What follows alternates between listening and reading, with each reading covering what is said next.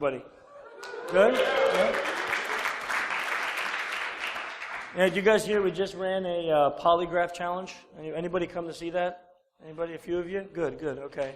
So we hired a federal polygraph examiner to fly in, and then people signed up to see if they can beat the lie detector. And we had a bunch of good crowds. We only had 3 people beat the lie detector. Let's see, is this thing working? That's Dave, hooked up to it. Interestingly enough, the last question was, do you like DerbyCon better than DEF-CON? And that's the screen of Dave lying, because he said yes, but it said no. I don't know, where's Dave? Where's Dave? Dave's not here. I wanted him to talk about how we can love DEF-CON better. No, what he did is, the polygraph has a butt clench pad, because people say that you can cheat it by clenching your butt. So the new polygraphs have a butt clench pad. You put a pad under here, and then when they feel if you're clenching. And Dave's butt clench monitor went through the roof. He did it on purpose because he knew, because everyone was watching. So it was kind of funny to see his butt clench pad go through the roof. Yeah. Anyhow, so it was a really cool experience. That's not what we're going to talk about today. We're going to talk about social engineering, of course. That's my topic of interest. And we're going to talk about something specific based on some research that has come out over the last year and a half, 2 years, and then some things that were in my book that came out a few months ago, talking about the amygdala. First, if anyone hasn't ever heard me define social engineering, I have a really broad definition for social engineering, and that's any act that influences a person to take an action that may or may not be in their best interest. Now, I do it broad because I don't think SE is always negative. Right? I think we use it all the time, every day. We use it, our kids use it against us, we use it with our spouse, we use it with our boss, our people who work for us, our shrink, our clergy. Everybody uses social engineering. At the same time, the principles that you see... Hey, Dave. Hey, buddy.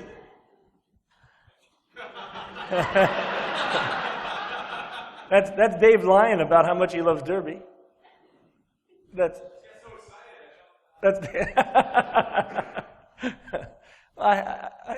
now you're going to stay. Now I'm nervous. No, I explained that it was the butt clench. I did. So anyway, what I was saying was that the same principles that are used in the positive methods for social engineering are used by the bad guys. And when we analyze them, we can clearly see how they're used. Oh, crap.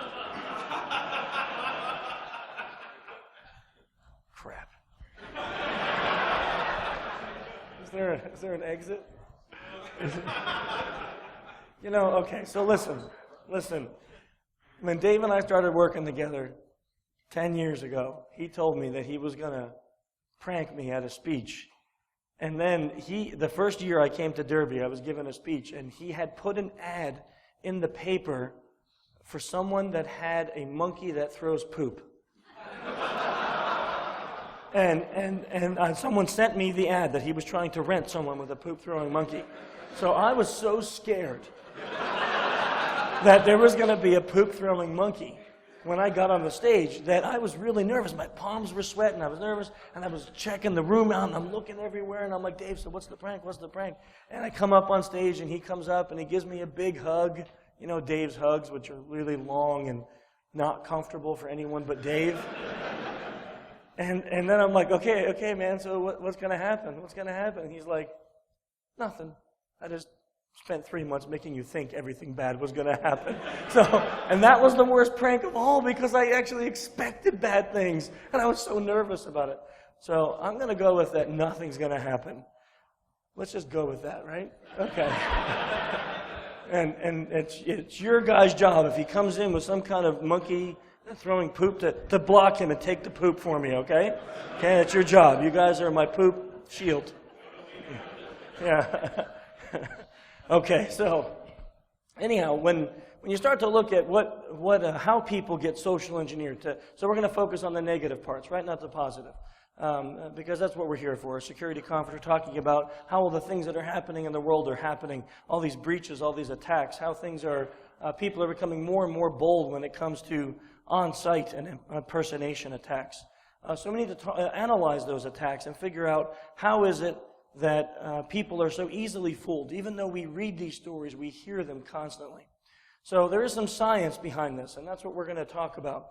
But for me, to really define it, I'm not smart. I'm really not very bright. So I need things to be really simple. So I looked up, how can I simplify what a... Sorry, I'm really nervous now. I'm like jumping. I heard the door move. Oh.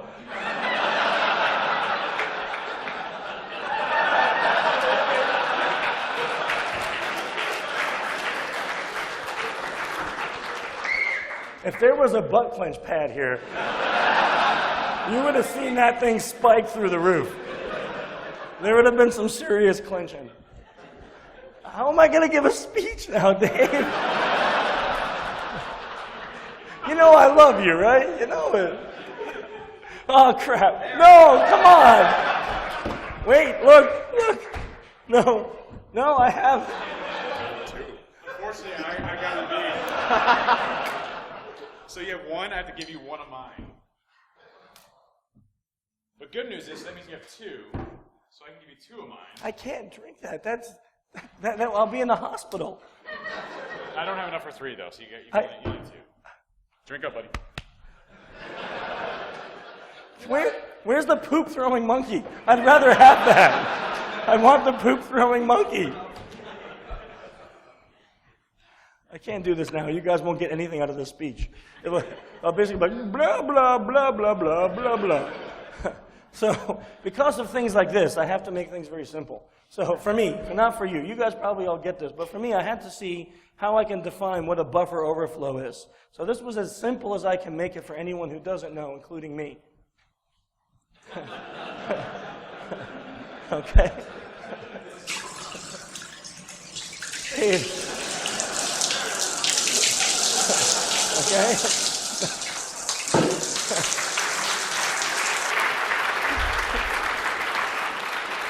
So, that's a buffer overflow, okay? Now, there's a lot more complexity in that, and if you go talk to someone like Corlan or Maddie or Matteo, you'll get a real explanation of what a buffer overflow is, and many of you probably, but for me, this helps me define it. So I had to also do a little research into what buffers are and what overflows are, right? So we understand the concept. A buffer is a place in a program that was meant to hold a certain amount of code in memory, and it has a certain set of memory. Now, if bad programming occurs, then when code comes into it, it may overflow into another area of the program. And when it overflows, if it's just crappy code and bad programming, it crashes. But if it's malicious code, it can actually execute part of that code. And that makes sense to all of us, right? So it's very, very simplifying here of that. So I started to think, can you do this to a human? Is there certain code that you can pour into a human that will then overflow into a different area of their brain, and then you can run some kind of malicious code to make them do something that they shouldn't be doing, which is, again, the definition of social engineering. So I started to look at different types of information or brain overload. And the first was information overload. This is easily defined. We all get this, right? You ever been at work or at home and you have your laptop out, the TV's on, you got your iPad or tablet next to you, and maybe there's some music going, and there's all these different sensory things coming into you, and it's information overload. It's so much. They now have studies done that talk about people who sleep with their laptop next to their bed, or their phone next to their bed, or their tablet next to their bed, and that light actually continually transmits, not information, but signals into the brain. The light makes you not sleep well. The LEDs from monitors and devices make us sleep bad. So this is information overload. The results are frustration, tiredness, stress, anxiety. And is it conducive to social engineering? Tell me, what do you think? Okay, so if someone's frustrated, tired, stressed, and anxious, we may be able to cause, from that information overload, some type of code to run that shouldn't be running normally. It happens to us all the time. How many times when you're stressed, you make really bad decisions? We do it, right? Okay, but when looking at that, for me now, as a professional social engineer, not malicious, I'm not malicious, right? Regardless of what Dave says about me. I don't like to do this type of social engineering because it leaves people feeling bad for having met me. So it's not a very positive effect once you're done with the gig, and then they feel bad. So I say this works, but let's go on to a different type. How about chemical overload? Many of you have that this weekend. Chemical overload. Okay, and I've experienced it myself, and it looks like I'm going to experience more of it shortly. So this is the effect of maybe overeating, because when we eat, chemicals are released in our brain, or over drinking, or drugs, or other types of things we put in our body. And it can slow down our processing power. For momentarily, it can cause euphoria, it can cause other good emotions, but it can also cause many bad emotions. It can heighten our stress, our anxiety, if we're doing things like cocaine or other harsh drugs, or the after effects of drinking too much alcohol. How many of us love the feeling we get the next morning? We don't really enjoy that, right? So these kinds of stress and anxiety, can they be good for a social engineer? Can it cause you to get someone to do something they shouldn't do? Sure can, right? Sure can. Again, not a real type that I like to use. I don't really go into like my targets and say, hey, chug this, and then give me your passwords. Doesn't really work too well, right? You know. So, and this really wouldn't work well at all. So, so I don't really like to use those types of overloads when it comes to social engineering. But how about this one, an emotional overload? This is the effect on the brain when it must process emotions based on verbal or non-verbal stimuli.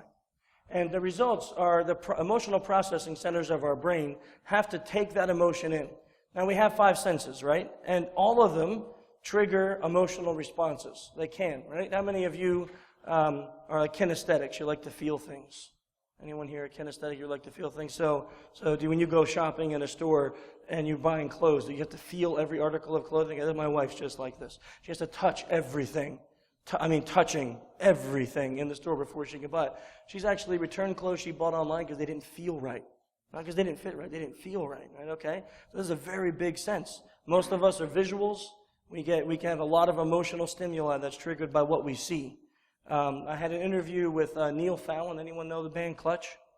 Clutch, yeah, oh, they're rock, don't they? They're awesome. Well, Neil said that when he gets in the show mood, what he does is he has a shirt that, this is going to sound really vile, he doesn't wash, and he smells it, and it puts him in show mood.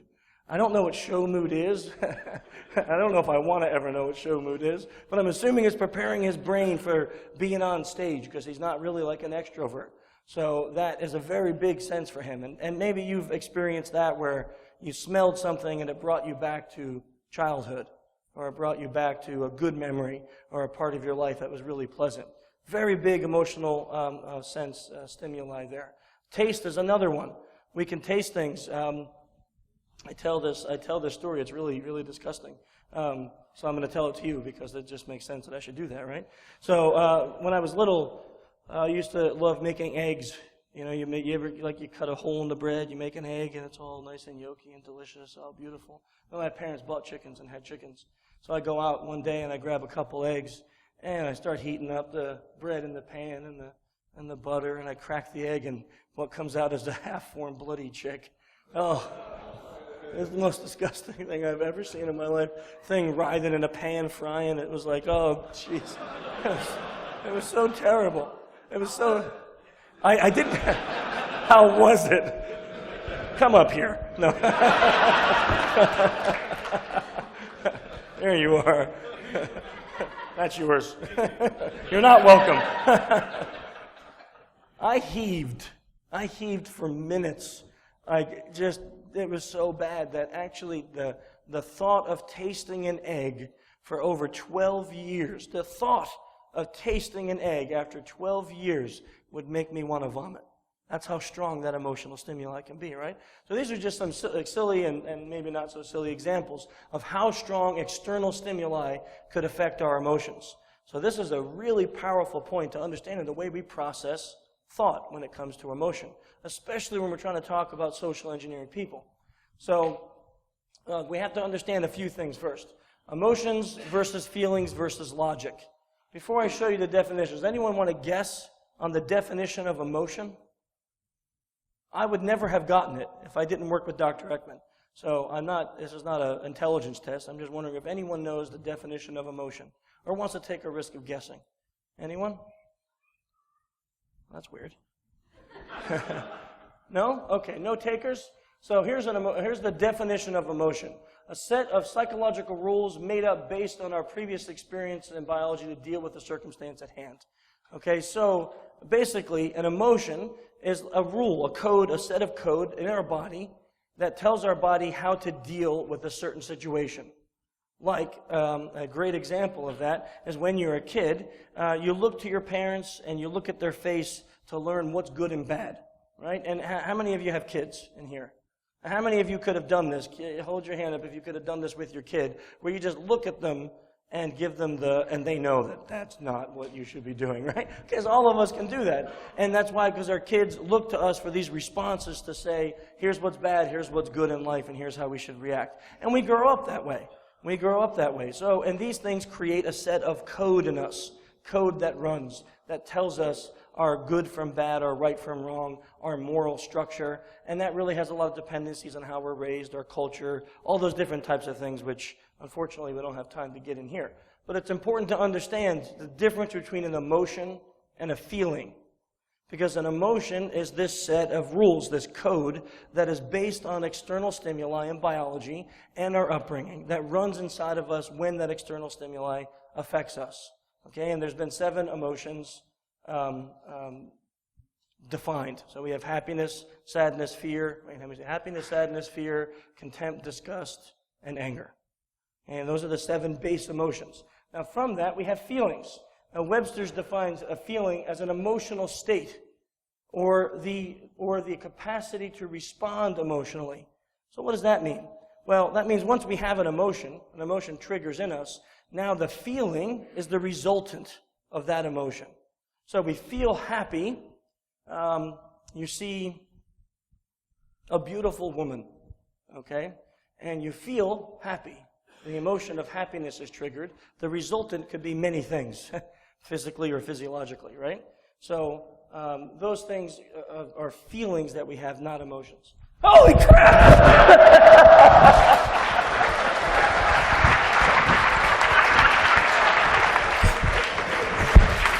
You guys all suck. You all suck. Pete, that was awesome. You scared the crap out of me. That was an emotional trigger to external stimuli of extreme fear. Okay? Thank you, audience. I appreciate it. You all suck.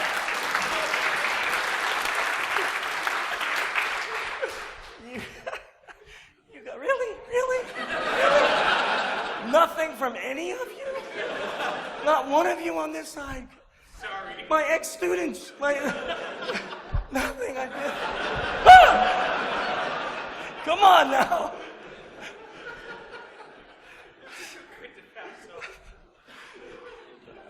What you guys are getting from now on is this, because I'm facing this way. So a feeling is... This is ridiculous. Now I got to look over my shoulder. How am I going to focus and do... Oh boy, you guys are terrible. Okay, so the emotion was fear. The resultant feeling was something very hot running down my leg. So, no, but it's actually a good example. So the emotion was fear.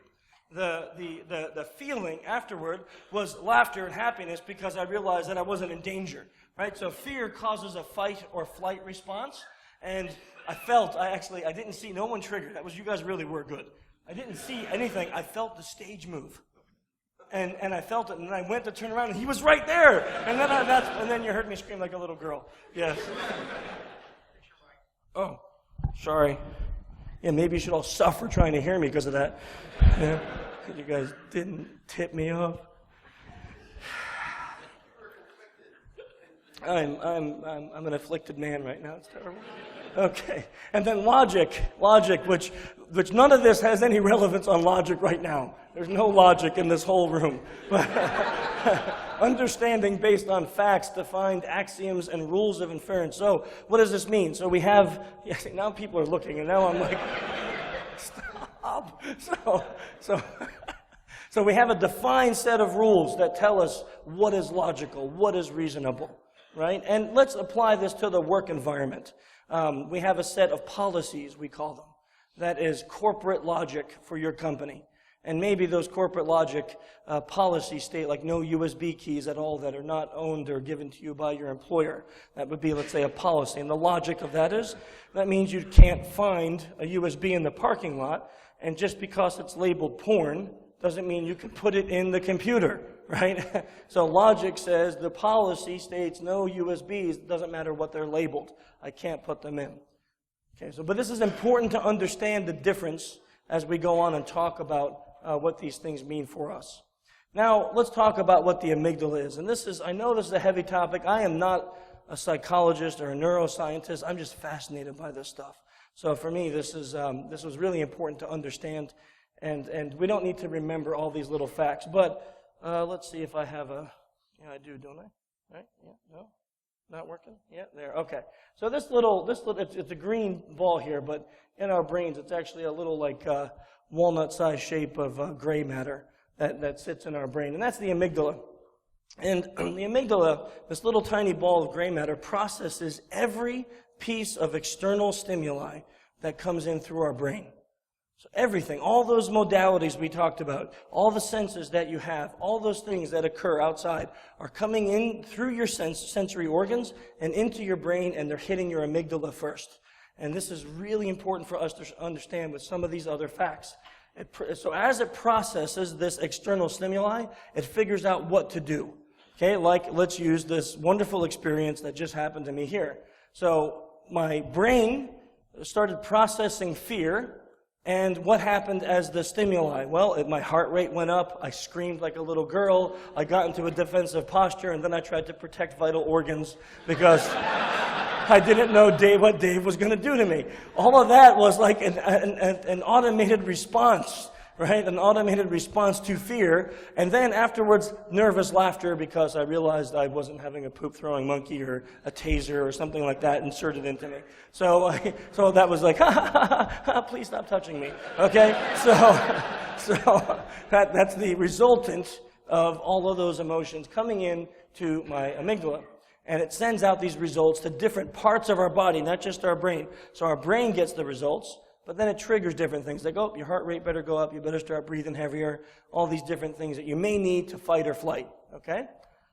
So it also changes based on the circumstance, right? If we saw, this is even better because we had Dave here. You see that, you see someone running at you, what do? You get defensive, right? If you were standing there talking to your girlfriend and she did that, would you be like, ha, ha, ha? No. You'd get defensive. You'd stand up. You'd stand in a defensive posture. Why? Because you're about to be hit, and your brain would process these things. And if any of you have training, martial arts, boxing, or other things like that, then you tend to even automate these things. After years and years of being trained, you can get in defensive posture without even thinking about it. Whereas in the bottom picture, if you saw a woman doing that to you, not raising her fist at you, your automated response would be much different for most of us. Okay? And depending on how many of these you drink. But your response would be completely different. Your amygdala would send out different resulting emotions and feelings and processes to your body.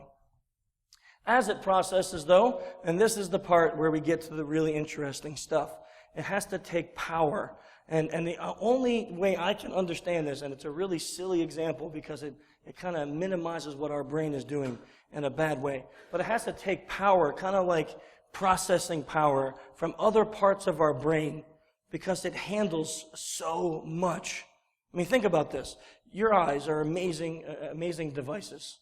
And you're looking around, like I'm looking around a room, and I'm seeing hundreds of faces, and I'm able to process what people are looking at, if someone's falling asleep or if they're paying attention. In addition, I'm hearing laughter at the same time or other things. I'm also trying to listen behind me in case the door opens again. I'm now more observant of the stage if it's going to move, if Dave's going to run in. At the same time, I'm feeling things. I'm able to feel the button on this. All of this is happening at the same exact time. So I don't have to stop talking to go, oh, I need to listen now. And your brain is taking all of this stuff in and figuring out what to do with it without you having to plan out that process. the visual cortices, so our eyes, and then the parts of our brain that control what we see, are activated around 300 milliseconds. Now, I know we're talking in milliseconds, so this is like hard for me to comprehend, but let's try to grasp that. So the parts of our brain that will process what our eyes are taking in at 300 milliseconds. But our amygdala will process visual stimuli at 50 milliseconds.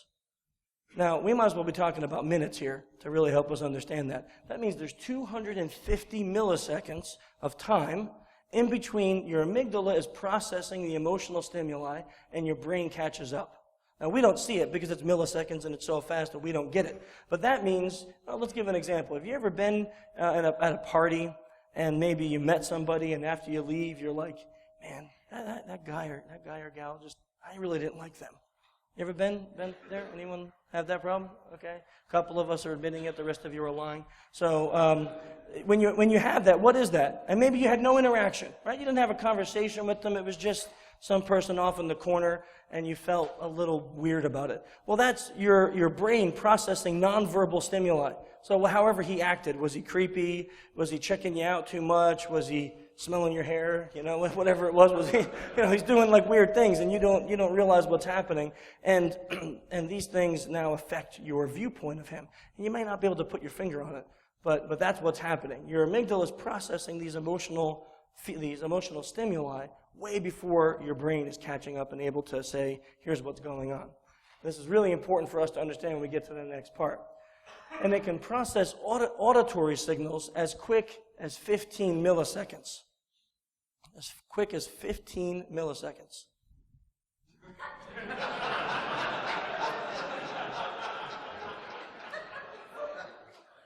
No, I ice you back. No. I have 3 bands and 2 ice, so you are all going away now, and I'm going to cry. I'm giving a speech, okay, so. Okay. This is not the way to win friends, okay? To chuck this at a crowd of people who want to learn about social engineering. This is for not telling me about Dave. No. My own son is sitting in the audience and didn't help me, okay? What does that tell you? Okay, so our amygdala can process auditory signals as quick as 15 milliseconds. Remember, we're talking about other cortices blow up 300 milliseconds. This is super fast. There's a ton of time in between. How are you getting all from here to? I thought you only had one hologram. It was out in the audience. What are you? Do you have a twin or something? What is going on? This is worse than the poop throwing monkey. I just want to tell you. Okay. Okay. Now, certain emotions can shut down the brain's ability to process logic for very short periods of time. You want proof? Okay. Think about this. How many of you, be honest, how many of you have been sitting at your desk or your phone or whatever device you use for email, and you're really tired? You got 200 emails you got to check. You got a report that's due. Your boss just called you. You got a flat tire on the way to work this morning. You had an argument with your wife. You killed a squirrel on the way to work, and you love squirrels. Whatever. There's some bad things happening in your life, and you're really stressed. And now you get an email from a person who you generally joke around with a lot, and they say something really sarcastic, like, maybe if you decide to stop being lazy today, ping me and we'll do some work. And you don't even think. You just start typing this angry email. You blah, blah, all these bad words. I'm going to give you a piece of my mind. How many of you ever done that? Okay, finally, you guys are being, he's putting both hands up. Okay, most of us have had situations like that, and if not an email, where we verbally say something because we get hijacked, our brain, our logic processing powers go away. Now, I had this experience where I wrote about in the book, where I have a really good friend named Ben, and he always jokes with me. I mean, he's from the UK, they got real sarcastic humor. If anyone here is British, I'm sorry if that offends you, but too bad. He always emails me these little sarcastic quips, right? And one day, this exact situation I just told you happened. I'm really stressed out, a ton of things going on. And he emails me at like 11 a.m. saying, if you decide to get any work done today, let me know. And I just was like ready to flip out. I was going to give him a piece of my mind. And unfortunately, I started reading my email before I clicked send. And I realized how angry I sounded. And I started to picture Ben and going, why am I so mad at Ben? It's probably just Ben being Ben. And I was able to calm down. But many times what happens is we send those emails. We've all seen that commercial, but the guy who clicks send and then he runs around the countryside pulling cables and throwing laptops out the window and things like that. It's based on this what happens to us, okay? We all have had this experience where our brains stop processing logic for a short period of time, and that's called amygdala hijacking. What do you think is the one emotion that can overflow the brain more than any other? Okay, how many people say fear? Raise your hands. Okay, what other emotion? Okay, anger. How many people say anger? Any others? Love is not an emotion. Believe it or not, love is a feeling. So happiness is the emotion, and the resultant feeling from happiness is love. So it is not an emotional state. It is actually a feeling. Lust is not an emotion also. That's also a feeling. It's a variance of happiness. So happiness is the code that runs, and the resultant of it, the same resultant from happiness could be lust, could be love, could be friendship, it could be a million other different things. But the beginning emotion is happiness. Any others? Grief. Now, grief is not an emotion, but sadness is the emotion linked to grief. Who said it? Said it? Someone over here? Thank you. So, how many people say sadness? Okay, what's interesting is, sorry, I'm now hearing things. So what's interesting is that all emotions will trigger this response, but the one that triggers it the most has this particular facial expression as one of its bases. Can anyone see what that is? Yeah. How many people say surprise? And how many people say sadness? And what's amazing is that this is all you need to see sadness, is the forehead. It's all you need. By the way, who wants a story on this picture? Anyone want a story? You want a story? I mean, it takes me like a little time, but I'll tell you I'll make it short. So this is my daughter, and I had this big rule in my first book. Like, I didn't even, I'm not going to ask who read it. It's like one person. But if anyone read it, you'll notice I didn't even say my kids' names. I just said to my kids and to my wife, and I didn't put their names anywhere. And then the second book, I was working with Dr. Ekman on the book, and I had Ben and Selena, my two good friends, who would have all the pictures in that book. All the body language pictures and facial expressions are all them. And I was going to New York City for a day to work with Dr. Ekman on the book, and my daughter started reading his book, Emotions Revealed. She was like, I want to meet him. Well, I didn't know this, but she made a collage for him on his iPad of all the emotions, her making all the emotions. And she wanted to show him. So we went into New York City, and Dr. Ekman spent some time talking with her, and she showed him the collage. And he kept saying to her, oh, show me happiness, and show me this, and she would do the facial expressions. For us parents, really, really interesting side point. I'm on a side point, so this is a side point of a side point.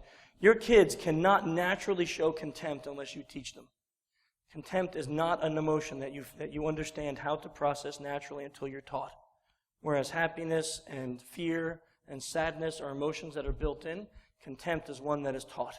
So I was really happy and pleased to hear Dr. Ekman say that she stunk at contempt. So we haven't taught her that yet. But he kept coming back to sadness like 4, 5, 10 times, saying, show me sadness. So I asked him, Dr. Ekman, like, why are you asking her to do sadness so much? And we have emotions revealed out. We're talking about the emotions, and this particular part of the forehead, this particular part of the forehead right here, is that triggering. Only 5% of the people that have been tested by their organization in the history since the 70s can do that without feeling sadness or grief. And the reason that's so powerful is without any other parts of sadness, that alone can create an empathetic link between two people. So she's able to do this. So he says, you got to put her in the book.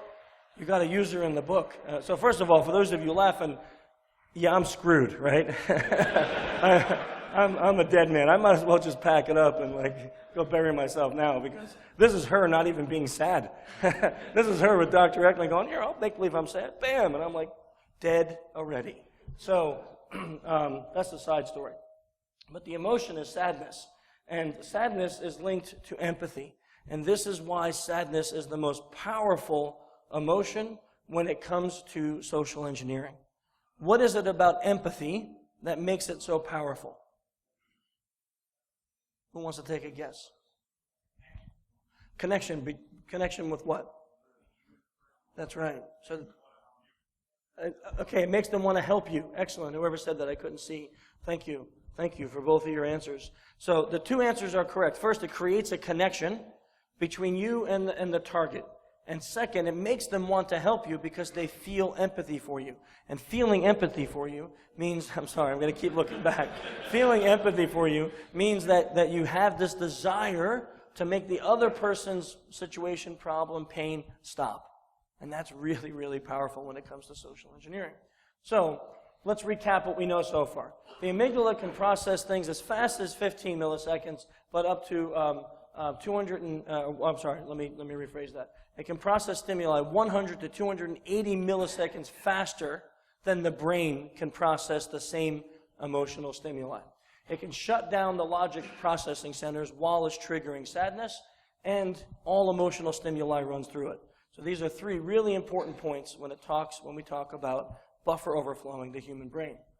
So let's define sadness non-verbally. Okay, now I already talked about this because there's varying degrees of it. And we need to understand the varying degrees of it because what we use in our SE engagements could really affect how we make the other person feel. Like, for example, this is extreme grief over here. This is extreme grief. This is someone who's feeling a little bit blue, and this is someone who's sad and crying. Now, if you walk into your engagement and you're showing extreme grief, what may be the effect on the target? I walk in with my USB key and I'm like, oh God, please put this in your computer.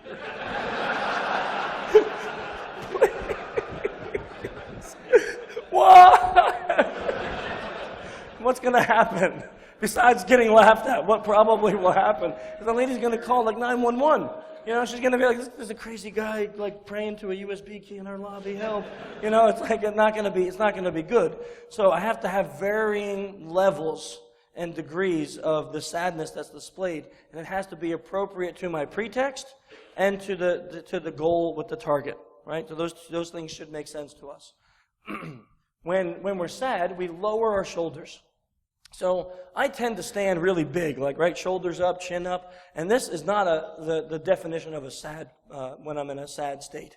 So if I were to walk in, even displaying sadness properly on my face, but I was to do this, what do you think happens to the target? What do you think happens to them emotionally? I'm sorry? Yeah, mixed signals, right? So they may not, if they're not studying this, they may not understand what's happening. They may not be going, oh wow, that guy doesn't show sadness in his body, but only his face. But something happens remember that party when you had that guy that made you feel a little weird? That's what happens. And the red flag comes up on the inside and they go, not really sure if I can trust this guy. So we don't build trust. We don't build that empathetic link. We actually sever it. So it's important to understand that also our nonverbals need to display sadness, which means we make ourselves smaller. But what if I walk in again like this? Right? It's not going to be conducive to social engineering, is it? So that has to be the right level of displaying sadness. So you would just lower yourself, you lower your voice. When people are sad, they tend to talk a little softer like this, instead of loud and booming like I normally do. So you lower your voice, maybe you lower your shoulders, your chin stays down, not all the way down, but a little bit down, and you can display sadness the proper way. And then you can use your facial expressions to back up your pretext. What is the one aspect here? I already kind of answered this before my story, so I'll just show it to you. But to zoom in, because it's really important to understand that this here, and you can learn to do this. Okay, anyone can learn to do this. But to learn to do it, you need a picture of someone doing it properly in a mirror. Because I guarantee you, if you do it and you say, oh, I'm doing it right, you may be showing anger, because this is anger, right? This is anger on your face, and it feels like you may be doing it right. And this is like confusion. And we wouldn't want that. So you have to make sure you have a mirror with you and you're practicing this until you get the right feeling, and then you know that this could be the right way to show that empathetic link. And you know what happens? It happens to me every time. When I do that, you see my voice got lower? It's something you can't control because there's two rules when it comes to facial expressions. The first is a facial expression is an external representation of an emotional stimuli that is a response to electrical triggers in your brain. The reverse of that is true, which means if I make the facial expression, I can create the emotion. Now, I'm not talking about any of you, if you're here in the room, that are clinically depressed, okay, and you're on medication. I'm not talking about that, because this is not a fix for that. But if you're feeling a little blue and down, if you get like the winter blues and things like that, and you want to try something non-chemically related to fix it, go into a mirror in a bathroom and produce a real smile 10 or 15 times a day, and look at yourself while doing it. A real smile is when you activate the ocularis nerves on the side of your eyes, and you bring it up, and you have your cheeks. And you don't want to do this, not trying to hurt yourself. But you want to have a real smile, practice real smiling in the mirror, and you see yourself doing it, and it actually will tell your brain, hey, you're happy. And you can fool yourself into thinking that you're happy. You can fake it till you make it, right? You can do that. It's not you can actually fool yourself. And then again, it's not going to go and cure clinical depression. So please, I'm not saying that. I'm not a doctor, but this is one way you can kind of fool yourself. The same way we can fool ourselves, our bodies, into feeling empathy or sadness. When I make those facial expressions, my voice always gets lower. It happens to me every time, and I can't control it, but I point it out. And when you try it, and you'll do it, you'll notice that this will happen to you. It will automatically create those connections within you to feel that emotion. Okay, so let's define some of the emotions. Who can tell me what this is? How many people say fear? How many people say surprise? Okay, interesting. We had more surprises, but it is fear. Yes, it is fear. So the fear is, there's a great difference in fear and surprise. And fear is, if you make this with your mouth and you say the word eek, eek, eek, and you pull the lips back horizontally like they're coming back towards the end of back towards your ears. And you go, eek. Fear has that kind of facial expression. The eyes get really wide, the lower eyelids are tense, and the upper eyelids are as far up as they can go, because what's happening with fear, right? Flight or fight. So your body needs to take in visual representation of what's happening around you. A lot of light needs to come in, plus usually a sharp gasp of air, so you know if you should run or stay. This we already talked about, but anyone not see sadness here? Right, that's very evident. How about this one? Ah, very good. I actually am really proud of the room here, because a lot of people say anger, because it's easy to confuse the two, but that is disgust. Disgust is bilateral, which means both sides of your nose come up. It's a very physiological facial expression. If you do this, if you bring both sides of your nose up and you try to breathe through your nose, it's almost impossible. It's really difficult. You got to force yourself to do it. Your body is saying, whatever object that just made you disgusted, you don't want to smell it. Usually this happens when you have vomit, or like one of you haven't bathed and you're going to come try to give me a hug. You're going to see this on me. Oh, God. And I'm going to hand you some deodorant or one of these. So that is disgust. Here? Yeah, that's an easy one, isn't it? We learned this one from childhood on, and it's real happiness. And the amazing thing is, in studies, they've proven that we can tell the difference between real and fake happiness even if we're not trained. We can tell a sincere smile or not. This study started in the 1800s with a guy named Duchenne. Anyone ever hear of this study? Duchenne, the Duchenne smile. So this was this French guy. He had this great idea. I want to prove that I can make people smile, real smile, even if they don't know how. So he drove around the cities of France and had them bring prisoners out, and then drilled holes in their faces and stuck electrodes and shocked the crap out of them, and proved that he can activate the ocularis nerves, making people really smile. So to reward this psychopath, we now have the phrase the Duchenne smile. And there's lots of pictures you can find if you type that into Google. You can see these poor people sitting in the chair going like that, but it actually activates their. Again, I'm off tangent here. Sorry. Okay, I know we're going to keep moving. Yes, sir, we're moving. Okay, anger, and this is surprise. We have to keep going, so I'm going to do that. This is surprise, and this is contempt. Okay. So if we know that sadness creates an empathetic link, and if we know how it affects us, us individually, as let's say the social engineers, and if we can practice the mastering showing the slight aspects of sadness, then what's the result? this is the result. Okay, we have our emotional content, we have our target buffer, and as simply as we did in the beginning, we can overflow them. How do we do that? Well, how do we see it happening now? These commercials are great examples of how this happens. Now, maybe they don't affect you, but you know how much money these people make a year. And I'm not saying they're malicious. They are helping, right? What's her face? I hate this commercial. Freaking showing like these like beaten, disabled dogs and stuff, and like, you know, music is sad, and she comes on the screen and she's like near tears with her big sadness face, and the dog's like limping out, help me, you know, and you're like, oh, here's my money, you know, and then they, you know, this is modern marketing. They're using these emotional contents to get our emotions triggered, so we take the action of donating money. Okay, this is just a marketing example. Let me give you an example of how we use. Can I have time? How many time? Okay, I got enough time to go overtime while telling you this story. So we had a goal. We had a goal that we had this company, and they wanted us to get a USB key inserted into a computer. It was their policy. It was their logic. They did not want USB keys, and we had tried everything. Dropping them in the parking lot, putting them in the lobby, putting them like right next to people's cars. And people, I don't know what was going on with them. They just weren't putting them in. It was like the most policy-following company I've ever worked with since then, ever, too. We were failing miserably.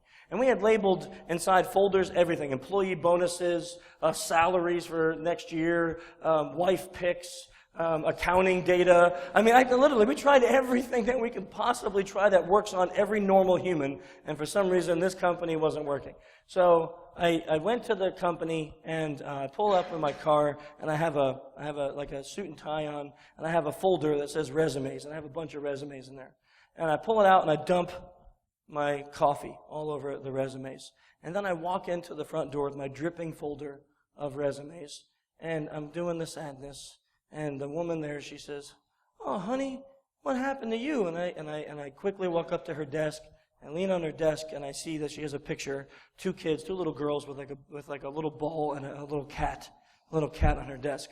So I'm like, okay, she likes cats, so it has a cat. So I said, I was driving down the road here coming for an interview. I was supposed to be in the interview in like 10 minutes, and a cat ran out in front of me. And, you know, I just love cats. I love cats. They're like my favorite animals on earth. And usually I'm like speeding up when I see a cat, but I love cats. And I didn't want to kill it, so I slammed on my brake, and my coffee fell out of my hand and went all over my car, and it soaked my last resumes. And I've been out of work for 4 months, and I really need this job. Please, I don't even know what to do. And she's like, oh, well, what can I do to help you? And I said, I have this USB key with my resumes on it. And I'm just wondering if you'd be able to print me out one copy for this interview, and then I'll go to a shop and I'll get others. And she said, sure, honey, give it to me. So on there I have two files. One said resume 2014, and one said resume 2013. That way, the 14 was the malicious one, 13 was backup. So she clicks the 14, Word crashes, I get a text message, shell, awesome, and then she says, I can't get it to open. And I'm like, oh, is there another one in there? I think I have an older version. That will work for this. So she prints it. Bam, I get a good copy of a resume. And then she's like, what time is your appointment? I look at my phone, and I say, oh, it's with Mrs. Smith at 11 o'clock. And she says, Mrs. Smith, 11 o'clock? What company are you interviewing with? And I said, oh, with ABC Company. And I was in my right target, but I was saying something different. And she says, oh, you're having a bad day, honey. Your ABC Company's next door. This is XYZ. And I'm like, oh, I'm so stupid. I'll go over there now. That was supposed to be my egress. Well, this is what happens when you do this too well. She takes me by the hand. I'm going to bring you to Mrs. Smith right now. And I'm going to tell them that you need this job, and you come with me. And she's taking me by the hand, and I'm going, oh, crap. Oh, crap. So we're walking over to XYZ, and I'm like, do I fall? Do I feign sickness? Do I punch her and run? What do I do? So I stop, and I'm like, oh, ma'am. I said, you know what? You have been great, but I'm like flustered. I almost killed this cat. I come in the wrong company. I'm soaked in coffee. Dave Kennedy keeps molesting me, and I say all these things to her, and I'm like, I'm going to go to my car. I'm going to take 1 minute to just catch my breath, breathe, and then I'll go to the company. Is that okay? And she's like, that's probably a good idea. And why don't you do that? Good luck, Sonny. And she goes away, and I'm like, out of there. So the story though is that it wasn't just that I could show sadness, right? It wasn't that, but it was understanding how people process emotion. So the request came after she had been emotionally hijacked, and that is really important to understand. Is that the request for me came after that. And that made it easier for her to comply. If I had walked in there and just went, hey, I spilled some coffee on some resumes, and I need you to print me a couple for an interview I'm going into, what may have been her response? She may have been more like, well, who are you interviewing with? And I would have said, Mrs. Smith. And she, well, that's next door, so go over there and ask them. Right? It had to be a storyline that would have built the sadness. So we can have that hijack and then use that hijack to get her to do things. Using the proper level of emotion to trigger an emotional response can make the target buffer overflow their emotional system in their brain, causing them to take an action or a group of actions that they shouldn't take. Okay, that's the simplification of a human buffer overflow. Do I have time for Q&A? I have no time. So guys, if you have questions, I will go out into the hallway and you can come and talk to me. Thank you for coming and dealing with my stuff.